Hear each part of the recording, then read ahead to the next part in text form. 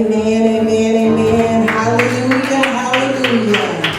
Welcome to the midweek reheat.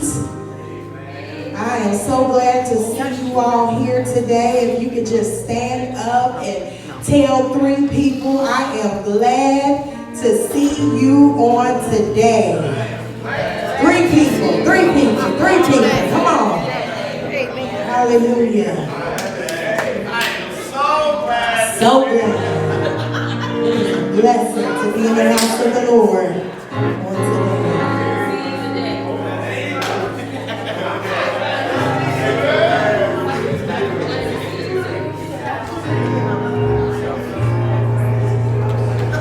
Come on, children. Come on, children. We don't want to leave you out.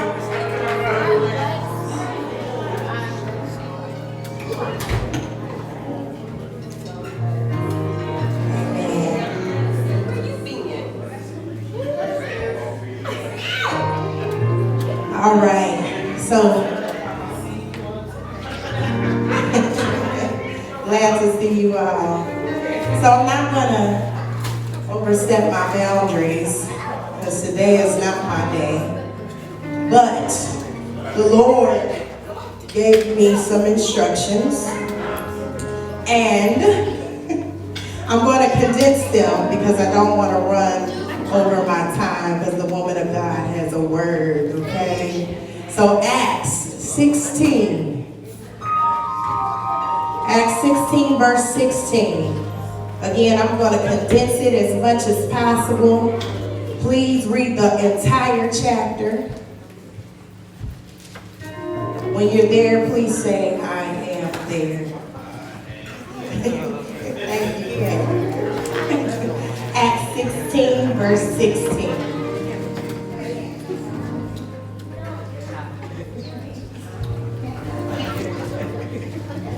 All right.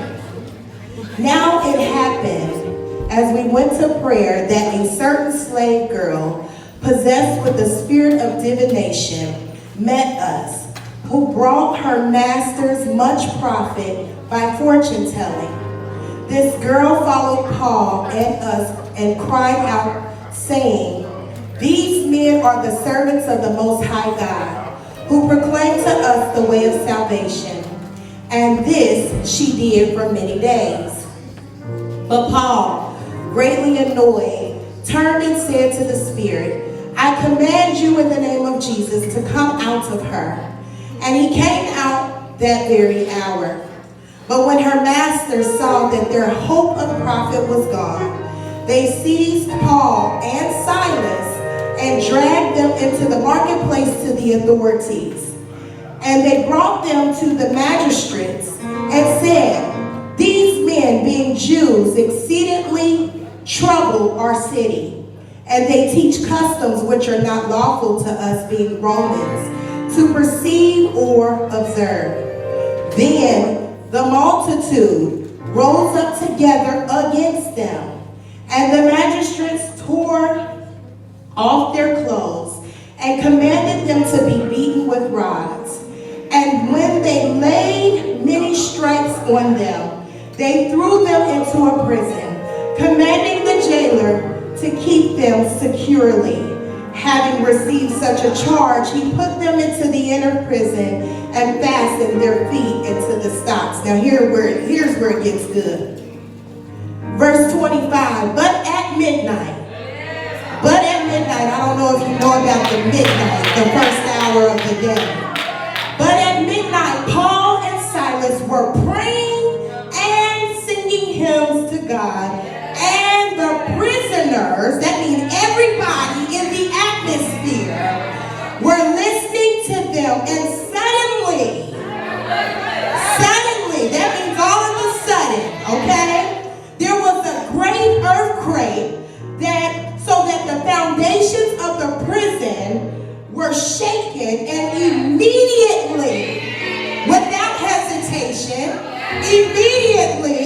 all the prison doors, everything, all the prison doors, everything. I'm sorry, this been ministered to me all day. All the prison doors were open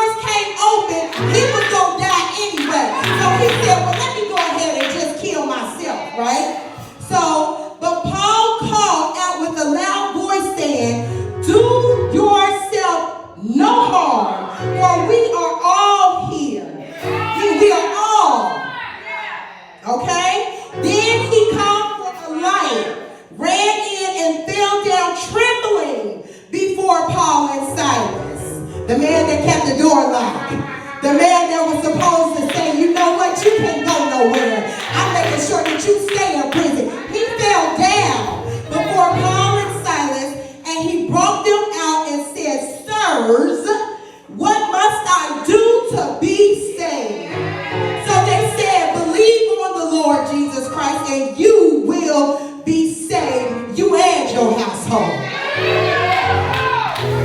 There's a couple things that I want to leave you guys, okay? The first thing in the very first verse, it says, about midnight. About midnight. See, it doesn't matter about your worst scenario. I don't know if y'all know about what a worst case scenario feels like. Okay? When you've been lied on, when you've been persecuted, talked about, they done went and told their friends, they done went and lied on you. We're acting out of emotionalism, right? The first thing he did at midnight was to commune with God during the worst case scenario. How many of y'all had a worst case scenario? What was your first thing that you had to do? See, some of us might get tired.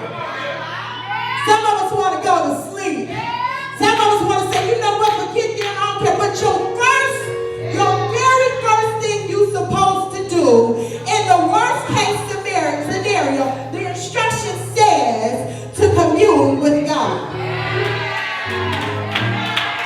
Amen. Amen. First things first. The second thing that they did was to trust God and his promises. What does that look like? It said that Paul and Silas sang hymns.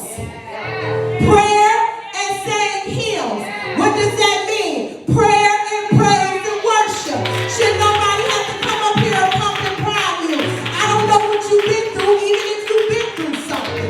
But I know I have. And I know that my praise and my worship should be able to set the atmosphere for not just myself, but everyone connected to me. Pastor just spoke about that on Sunday. We shouldn't have to do that. The praise and worship team should not have to overexert themselves. It's in the Word. It's in the Word. So I don't know what y'all been through. I don't know if you ever been through something, but I know I have. And I know that in this season, it's my praise and my worship that is going to saturate the atmosphere, that's going to shift the atmosphere, and everybody connected to me shall be saved. Hallelujah. Hallelujah. Hallelujah. And lastly, even in persecution, the reason why that the jailer, the one that was securing the building, the reason why he fell to his knees was because he seen how Paul and Silas responded.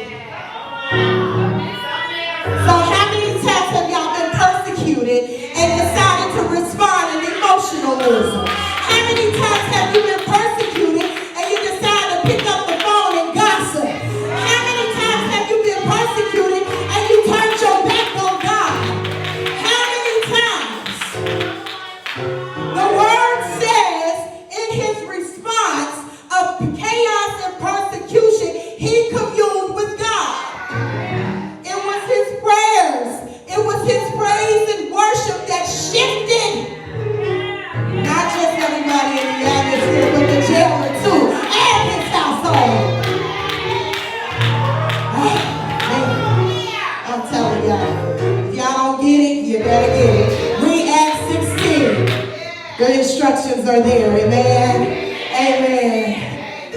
It's almost time. Okay, so if everybody can stand,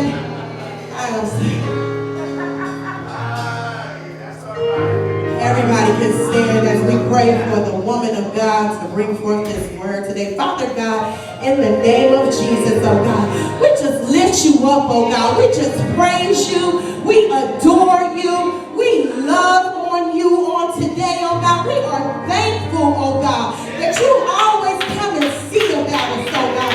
We thank you for your mercies. We thank you for your grace. We thank you for your compassion. We thank you for your love. We thank you for your faithfulness. We thank you, oh God, that you are the God that sits high and looks low, oh God.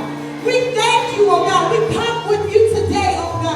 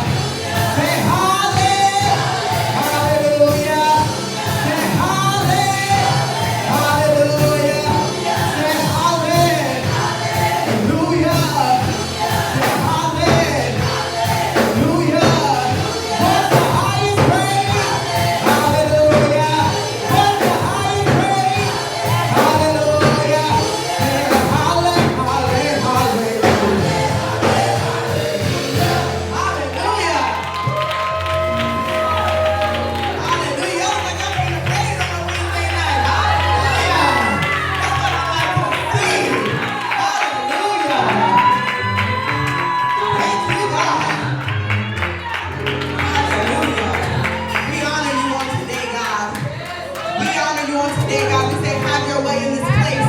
Do what you want to do, God. Move around through us, oh God.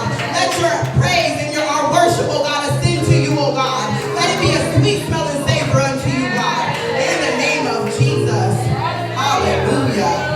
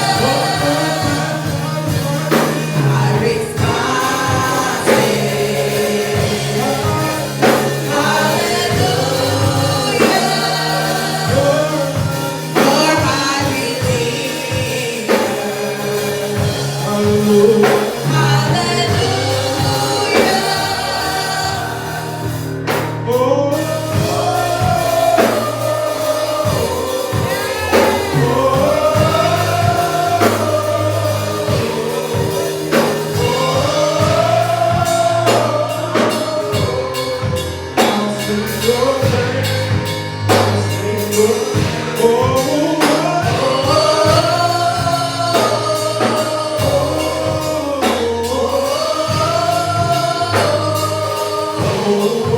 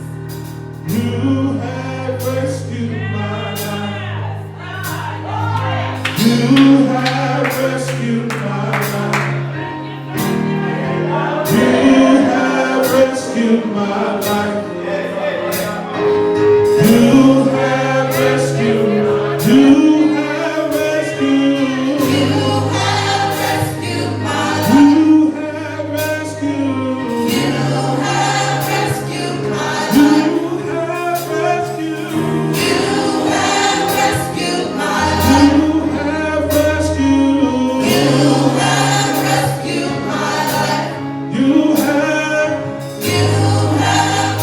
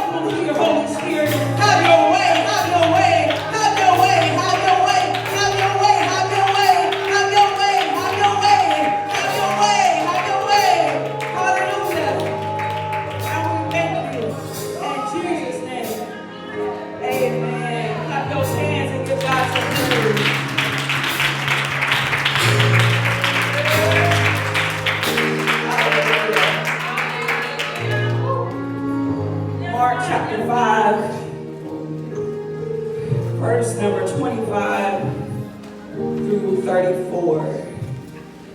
And I'm going to be reading from the NLT version. First, giving honor to God who's the head of my life. I thank the Lord for waking me up this morning. I thank you for my leaders, my apostle, my pastor, for this opportunity. Thank you for everyone that is here today. Thank God for my mom. Thank God for Evangelist Cheryl back there that came to support me. Yes. And I just thank everybody that is here. So let's get to the word. Mark 5, verse number 25 through 34. And it reads, a woman in the crowd had suffered for 12 years with constant bleeding. She had suffered a great deal from many doctors over the years. She had spent everything she had to pay them. But she had gotten no better. In fact, she had gotten worse. She had heard about Jesus, so she came up behind him through the crowd and touched his robe.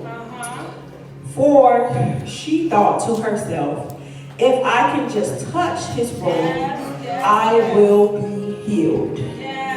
And immediately the bleeding stopped.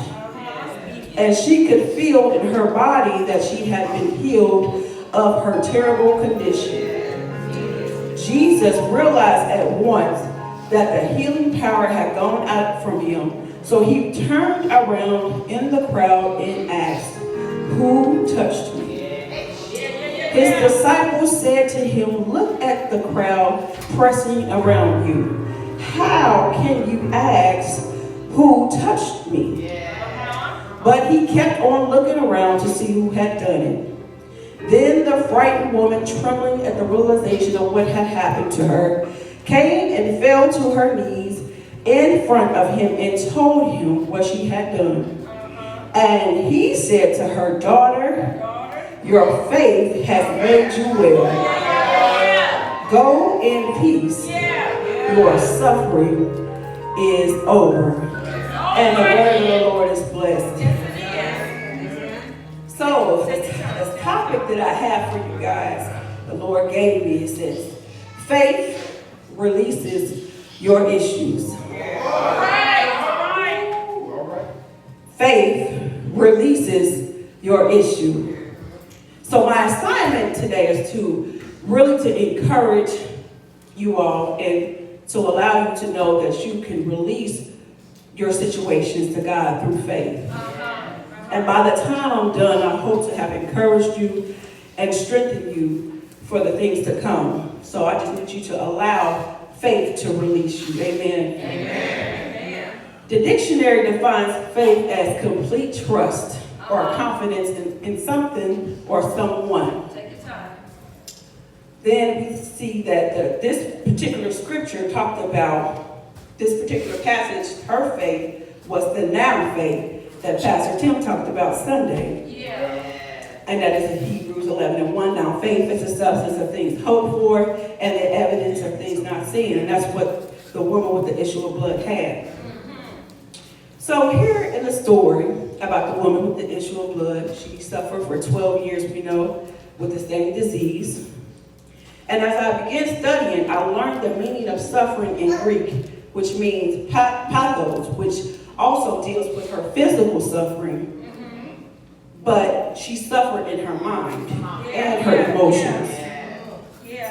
She went to every doctor, tried everything, but in turn she got worse instead of better. She was looked at as unclean because of her condition, which caused her to be isolated from the world. Shout, the rejected one. Ever been in a place where you felt isolated, where you felt stuck, where you felt alone because of your situation, what you were dealing with? Have you ever had an issue that tried to define you or cause you to feel powerless? Ever going into a season in your life when everything is happening? All hell is breaking loose. You spending time and money and effort and tears trying to make it better, but it's getting worse. We focus so much on the natural that we neglect the spiritual. Say, get in the spirit. So looking at the woman with the issue of blood, I imagine bleeding for 12 years. She was fatigued. She was tired. She was frustrated and she was getting weary. But if you look at her in the spiritual, she showed perseverance, the press, strength, endurance, and patience. So imagine dealing with an issue for 12 years, whether it's rejection, abandonment, fear, failure, loss, sickness, disease, whatever that you might have been dealing with. Whatever, you know, if it's been for 12 years, 2 years, a month, imagine. We can learn from this woman that no matter what we're dealing with or facing or that's coming against us, we have the power to stop the bleeding. We have the power to stop the bleeding because we have direct access to the healer. And as I began to look at the scripture, the verses, and I looked at how she actually received her healing. And one of the ways she received it because she had a fight in her. Sometimes you gotta roll up your sleeves. Stop crying and fight. Because some things is just not gonna go away from tears. Sometimes you just gotta fight. Everybody knows I like to fight. ever since I was a kid, but the Lord delivered me, so praise the Lord. So, she was considered to be unclean because of her condition, right? And she was supposed to be isolated from people, but her push and her desire to be healed, she didn't care about any of that. She went beyond that and still wanted to get her healing. And she knew that in order to get her healing, she had to seek the healer. You wouldn't go to somebody who, if you need somebody to paint, you're not going to go to somebody who can't paint. You're going to go to somebody who's good at painting, right? You're not going to spend your money at somebody who you go to a restaurant and can't cook, right? So you're going to seek after the person who can get the job done. Amen. Say, check his track record.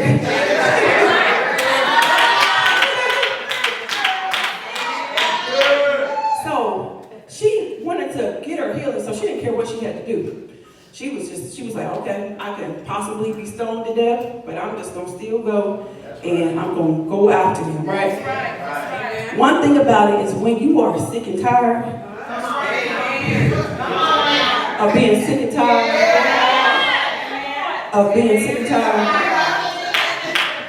going through the same cycles,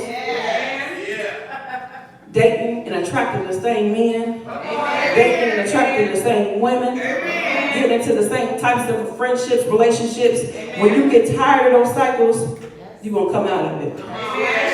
You're going to do whatever you got to do to come out of it. But you got to fast, you got to pray, you got to be more active in church. You're going to do whatever you got to do to come on up out of there. So secondly, she had faith. She had to have believed that Jesus had the ability to heal her. Like I said, you're not going to just go to somebody who can't do it. You're not going to risk it all for somebody who can't do it. She understood the power of touching him.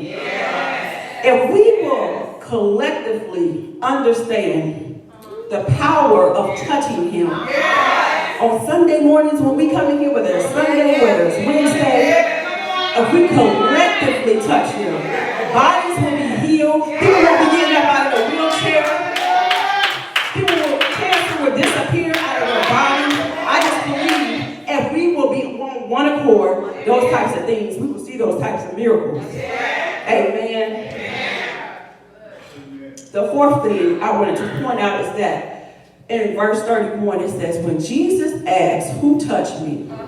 His disciples said to him, look at the crowd pressing around you. How can you say, who touched you? Who touched me? How could you say that? And you know what that tells me? It tells me that even though we gather into the house of the Lord all together, we raise our hands, we know how to shout, in tongues. We know how to do all of that. We use church language. We know how to say everything. We know what to do, what to do, how to do. We know how to do all of that. And still, don't touch them. And still, don't touch them. All you did was sweat. That's how you did. So, it's important. You want to touch him. God, he doesn't just want us to have an experience. He wants us to have an encounter. An experience you can when you're experiencing, you're the receiver. But when you want an encounter, it's exchange. You talking to God. He's loving on you. You loving on him, he's loving on you. That's what he wants. That's what he desires that. He desires to rest here. He desires for an exchange. Not for you to just take, but to give. Amen. So when Jesus said to them and said to the disciples, who touched my clothes, this means that he felt the tug. He felt the pull. That let me know that if you just try, if you just take the effort, if you just touch, or if you would just try to reach up,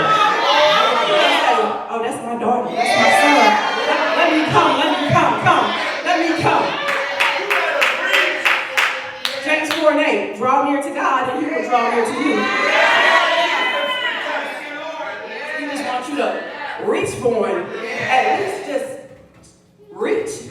Don't just sit there and spectate, watch everybody else fall out. Amen. So when she touched Jesus, right? Her blood literally dried up immediately. Not the next day. Not the next second, not the next month.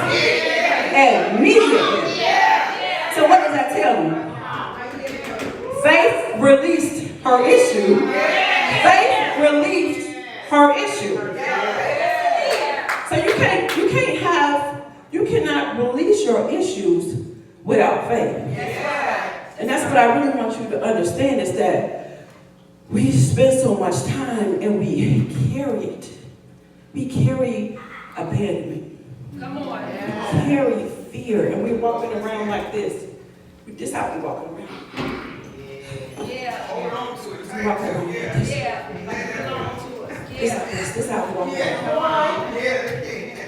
around fear, abandonment, rejection, divorce. Come on. We're carrying. Anger, bitterness, loneliness. We're carrying it. And all he really wants you to do is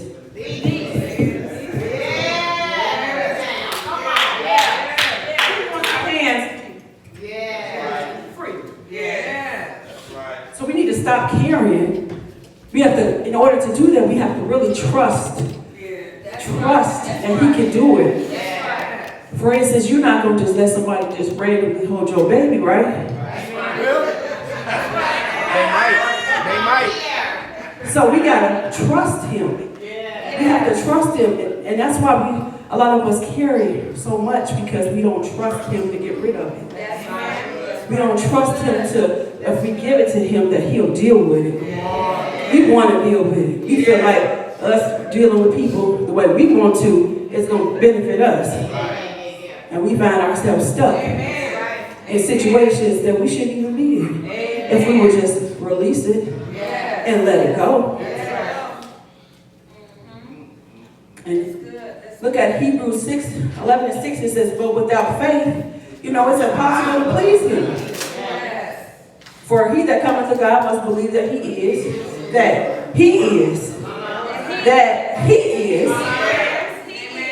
and that he is a rewarder of those that diligently seek him. So you want to receive whatever he has for you, you got to seek him. He's restoring our seek. He wants to restore our seek. He wants to restore our seek. Day and night, will you seek him? Rich or poor, will you seek him? Healthy or sick, will you seek him? Faith moves God. Not tears, not being angry, not temper tantrums. If you want things to be released, you have to have the faith to allow him to do it. And it's not about your timing. It's not your time. It's not your. You don't get to choose when God is going to do it. You don't get to dictate when he's going to free, deliver, and heal you. You just have to trust that he will do it. So faith says, your will, not my will. Faith says, if I lose everything I have and still have you, I've already got enough. Faith says, whatever it takes, I'm willing to do it. So we must have faith, because that's the only thing that's going to release your issue. That's the only thing that's going to release your issue is faith. Sometimes I sit and worship, and I hear God speaking, and he just talks to me so clearly sometimes, and he just be like, I just really want people to really trust me. Like, I don't know what more do I have to do. I wake them up every morning. I bless them with this and bless them with that. I heal their bodies. I provide for them. What more do I have to do? He wants us to trust him. If we trusted him like we did people, we would be further along. We wouldn't go through the same situations that we've been through and are going through if we truly trusted him. And I just want to extend the altar to you. If you feel like you need prayer to help push you into that position where you can really walk in faith. I can't do it for you, but I can touch and agree that you're going to trust him and do whatever it is necessary to do to maintain your faith. Because once the seed is deposited, the enemy's job is to snatch it away. So you got to continue to cultivate it. You got to keep reminding yourself that he's faithful. He's just. There is nothing that he can't do. There is no problem that he can't solve. He desires for us to be close to him. So if anybody needs prayer, I'll pray for you, pray with you. I just believe God is going to do something great in all of us if we just totally submit to his will. Hallelujah. Whatever you like. Hallelujah.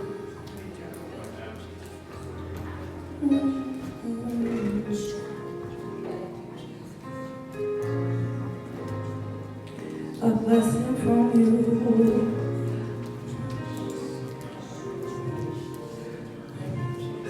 A blessing from you.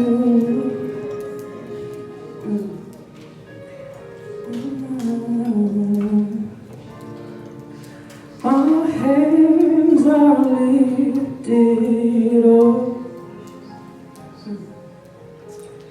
My heart is ready to receive a blessing from you. Anybody want to receive a blessing? Hallelujah. A blessing from you.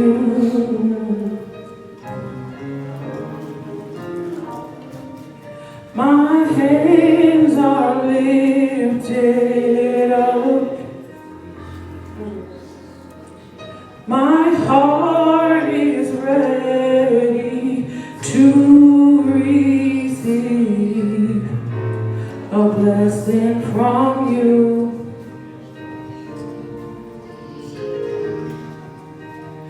A blessing from you. Hallelujah. Break me, make me, shape me, mold me.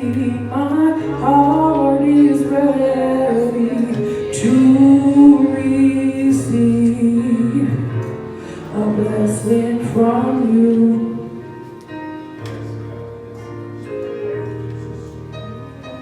A blessing from you. Hallelujah. Clap those hands and give God some praise.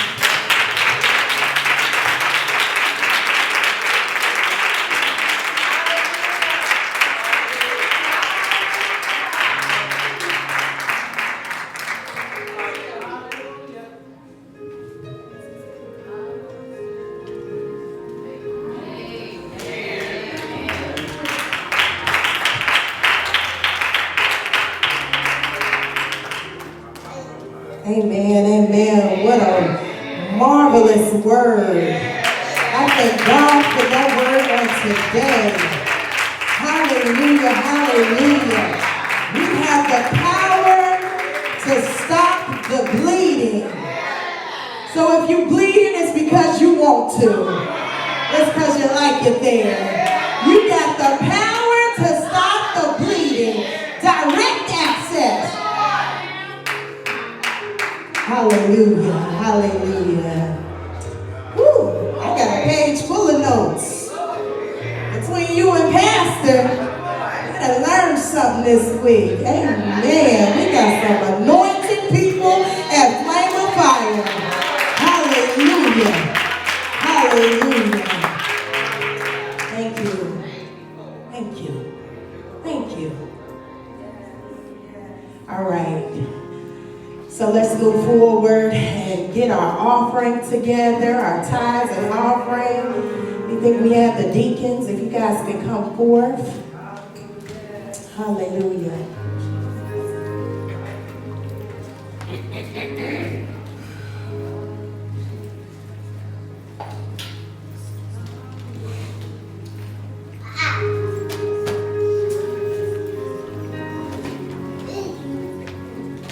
All right.